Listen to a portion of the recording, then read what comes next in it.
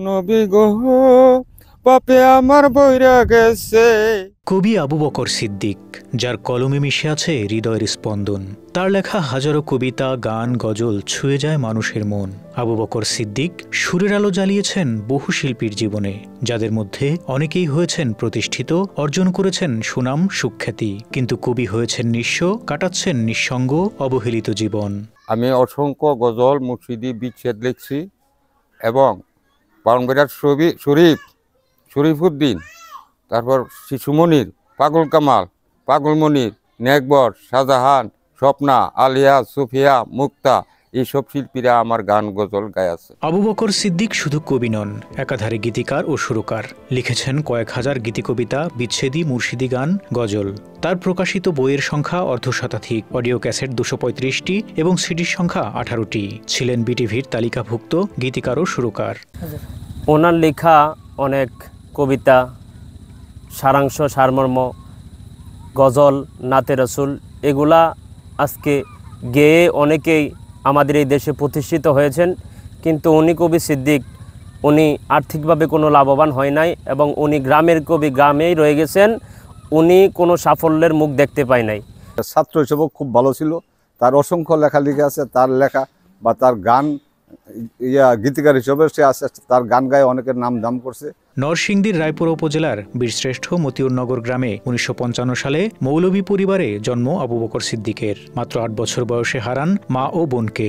একাকিত্বে ডুবে থাকা কৈশোরে কবি আলাউদ্দিন আল আজাদের সংস্পর্শে লেখালেখি শুরু করেন। 6 টাকা বেতনে ইমাম বাবার দারিদ্র পরিবারে ইন্টারমিডিয়েটের পরে আর পড়াশোনা এগোয়নি।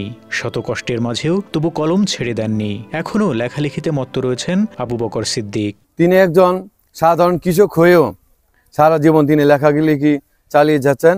তার লেখাগুলির মধ্যে তিনি 288টির মতো অডিও ক্যাসেটে তিনি গান ও গজল লিখেছেন এবং 10টির মতো সিডিতে তিনি গান ও গজল নিজে সুর দিয়েছেন এবং প্রকাশিত করেছেন। তো আমি একজন লেখক হিসেবে আমি সরকারের কাছে আকুল আবেদন, সরকার যেন ওনার অসংখ্য শত শত পাণ্ডুলিপিগুলোকে প্রকাশ করে জাতির সামনে নতুন এক আবু বকর সিদ্দিক হিসাবে পরিচয় করে তুলে ধরে।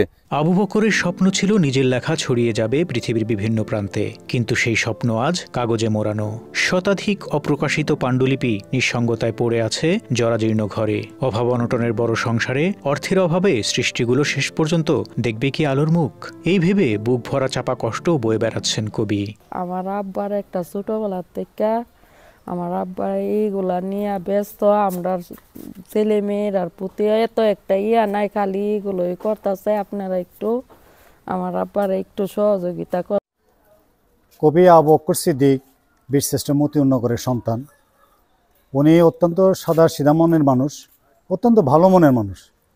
আমি একজন শিক্ষক হিসেবে ওনার অনেক লেখনী আমি দেখেছি। ওনার বাড়িতে ঘরে অনেক পাণ্ডুলিপি অযত্নে অবহেলায় রয়ে গেছে। তার যে লেখা ধারা, যে লেখনী অত্যন্ত চমৎকার। আমি নিজে অনেক পড়েছি পাণ্ডুলিপি।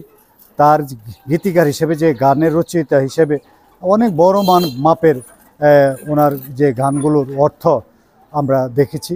তার যে কবিতা, তার যে লেখনী, তার যে সাহিত্য, আসলে অনেক অনেক লেখনী।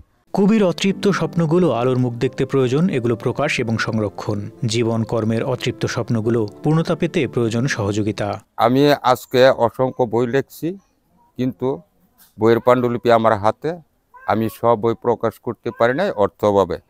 যদি বাংলা এবং ভারতের মধ্যে কোনো জনদরদি জ্ঞানী গুণী লোক থাকেন, আমার লেখা যাচাই সাপেক্ষে আমার কয়েকটা বই প্রকাশ করে দিলে আমি অত্যন্ত কৃতার্থ হব এবং আমি জীবন সুখী হব। প্রতিভাবান এই কবির প্রকাশিত ও অপ্রকাশিত সৃষ্টিগুলো ভবিষ্যৎ প্রজন্মের কাছে অমূল্য রত্ন হয়ে সংরক্ষিত থাকবে, এমনটাই প্রত্যাশা সকলের। দয়া করো দয়াল। ফারুক শিমুল, ঢাকা এক্সপ্রেস।